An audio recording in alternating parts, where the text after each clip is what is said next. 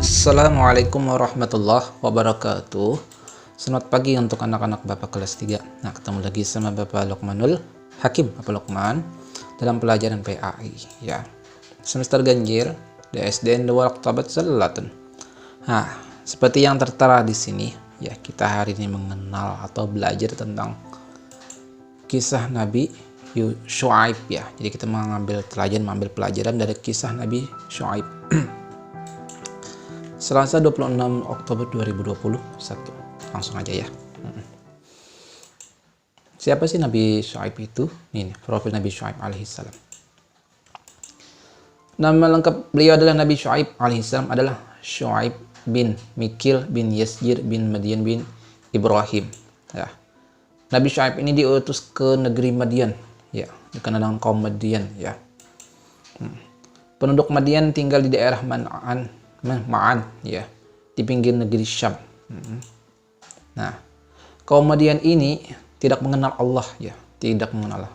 Meskipun dulu ada para nabi-nabi dan rasul-rasul turun berdakwah, tapi mereka lupa dengan ajaran itu, sehingga mereka sampai saking lupanya mereka nggak mengenal lagi siapa sih Tuhan mereka, siapa sih Allah itu, ya. Dan perbuatan mereka itu suka berbuat curang, licik, tidak jujur, ya. Saking nggak jujurnya ini, mereka dalam hal jual beli mengurangi timbangan, ya. Jadi saat berjual beli mereka mengurangi timbangan. Ini pekerjaan kaum Madian, ya. Nah, Nabi Syuaib ini juga seorang nabi dan rasul, ya. Jadi beliau bukan hanya sekedar nabi, tapi pangkat beliau juga seorang rasul.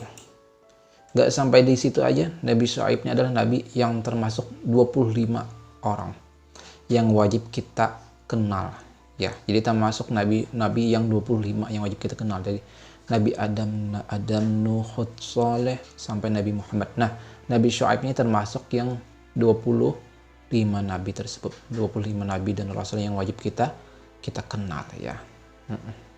Ini sedikit profil Nabi Syuaib, ya. Kita langsung. Nah, Nabi Syuaib berdakwah kepada kaum Madian. Ya.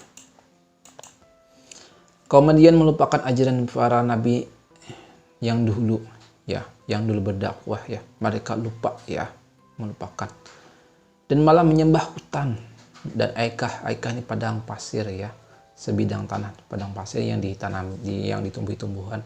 Itu yang mereka sembah, ya, bukan menyembah Allah, ya. Kerjaan mereka nih kesesatan, melakukan kesesatan, kemungkaran, maksiat, ya, seperti mengurangi timbangan saat berdagang.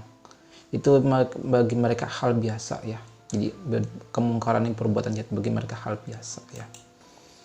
Maka Allah utuslah Nabi Syuaib kepada mereka. Ini diceritakan dalam surah Hud ayat 84. A'udzubillahi minasyaitonirrajim. Wa ila Madyan akhahum Syuaiba qala ya qaumi i'budullaha ma lakum min ilahin ghairuh wa la tanqusul mikyal wal mizan inni arakum bi khairi wa inni akhafu alaikum adzab yaumin muhit. Ini artinya, dan kepada penduduk Madian kami utus, nih Allah berfirman, kami utus, ya, saudara mereka, artinya dari golongan Madian itu seorang nabi yang bernama Nabi Syuaib. Nabi Syuaib berkata, wahai kaumku, sembahlah Allah, sekali-kali tiada Tuhan bagimu selain Dia, dan janganlah kamu kurangi takaran dan timbangan. Sesungguhnya aku melihat kamu dalam keadaan yang baik, artinya mampu melakukan hal seperti itu, ya. Dan sesungguhnya aku khawatir terhadapmu akan azab hari yang binasa, hari kiamat. Jadi di sini Nabi Syuaib berdakwah, ya, kepada kaumnya, sembahlah Tuhan, ya. Dia dan juga kata Nabi Syuaib terakhir, aku khawatir terhadapmu akan azab di hari kiamat nanti. Nah, ini. Jadi Nabi Syuaib mengajak kaumnya untuk menjauhi hal-hal yang tadi nih, kesesatan, kemungkaran, maksiat, ya, mengurangi timbangan, ya. Terus apa tanggapan kaum Madian? Nah, kita lihat, ya, selanjutnya. Nah, dakwah Nabi Syuaib ternyata ditolak, ya. sebagian besar penduduk Madian menolak dakwah Nabi Syuaib. Artinya ada yang mengikuti Nabi Syuaib ya, tapi tidak banyak ya. Bahkan kaum yang menolak dakwah Nabi Syuaib ini mereka melakukan mengancam kepada Nabi Syuaib dan mencela ya. Dan ancaman dan celaan itu dia terima, Nabi Syuaib terima. Artinya disandang Nabi Syuaib aja. Karena Nabi Syuaib orangnya sabar banget ya.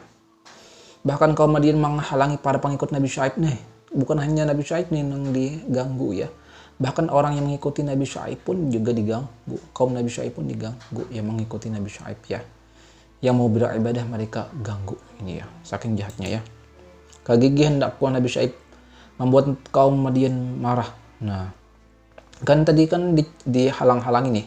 Tapi Nabi Syuaib terus aja berdakwah ya.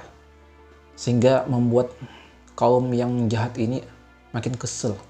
Jadi kegigihan Nabi Syuaib ini membuat kaum Madian makin marah dan mengancam akan menyiksa Nabi Syuaib. Terus apa tanggap Nabi Syuaib? Mendapat ancaman, Nabi Syuaib tidak gentar. Nah, karena Nabi Syuaib yakin Allah pasti menolong dan melindunginya. Ini ya hebatnya Nabi Syuaib ya. Beliau nggak takut ya. Meskipun diancam, tetap saja berdakwah menyampaikan akan ajaran dari Allah Subhanahu wa Ta'ala ya. Ya. Nah, terus kita lihat gimana nasibnya kaum Madian. Nah, ya. Azab kaum Madian yang menentang Nabi Syuaib alaihissalam. Nah ini ya. Ketika kemungkaran makin merajalela, Allah perintahkan Nabi Syuaib dan pengikutnya yang mengikuti Nabi Syuaib tadi untuk pindah sementara dari negeri Madian ya. Terus setelah Nabi Syuaib dan kaum pengikut yang mengikutinya tadi pindah, Allah turunkanlah azab ya. Azab pun menimpa penduduk Madian. Mereka diserang udara yang sangat panas. Ya, saking panasnya meskipun mereka keluar dari rumah tetap terasa ya. Awan hitam, angin kencang menghempaskan mereka. Disusul kilat dan petir yang saling bergantian ya, bergantian ya. Penduduk yang Madian yang durhaka pun binasa. Akhirnya mereka semua binasa. Nah, inilah azab bagi orang yang menentang perintah Allah ya. Setelah mereka binasa, Nabi Syuaib pun kembali ya beserta pengikutnya. Ya, selamat dan kembali ke negeri Madian ya nih. Nabi Syuaib pun meninggal di sana ya. Nah, terus apa yang dapat kita petik pelajaran dari cerita Nabi Syuaib ini? Nah, kita lihat. Nabi Syuaib melaksanakan amanah dari Allah. Karena itu kita ya, termasuk Bapak ya, Bapak dan kalian ya, anak-anak Bapak, anak muslim harus selalu melaksanakan perintah Allah. Karena Nabi Syuaib tadi meskipun diancamkan tetap aja melaksanakan perintah Allah.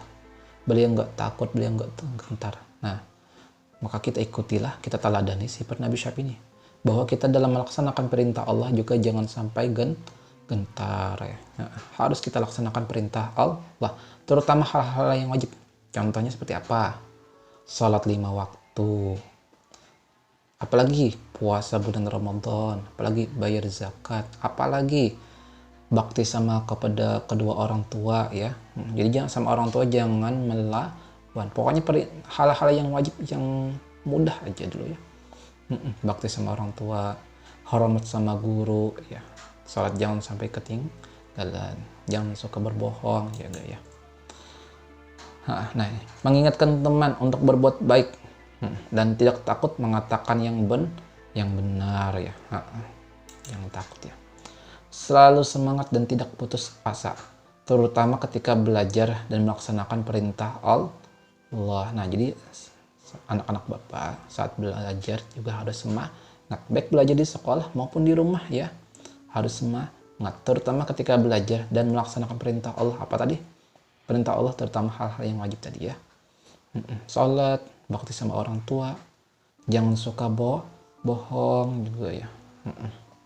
Bisa? Bisa. Bapak yakin kalian bisa nih udah ya. Wallahu a'lam ya. Jadi hari ini belum ada tugas. Jadi isi absen aja. Nanti format absennya ke Bapak kirim di lembar kerja. Mungkin sampai di sini dulu pelajaran kita hari ini dari Bapak. Salah khilaf, mohon maaf. Wallahu muwaffiq ila aqwamit thoriq. Assalamualaikum warahmatullahi wabarakatuh.